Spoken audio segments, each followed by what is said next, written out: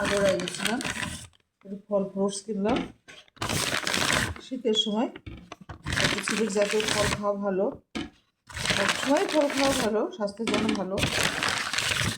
শীতের সময় তো অবশ্যই খেতে হবে, একটু বেশি পরিমাণে এনার্জি লাগে বেশি।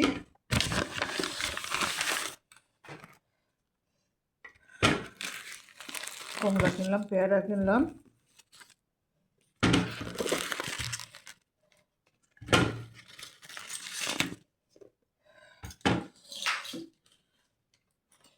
বড়ই, সিজনাল ফল।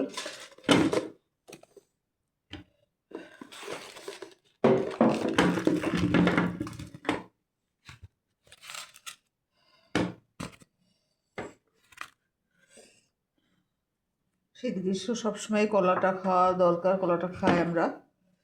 তো এই হচ্ছে আজকের কেনাকাটা আরও করছি। এই হচ্ছে ফলমূলের আইটেম।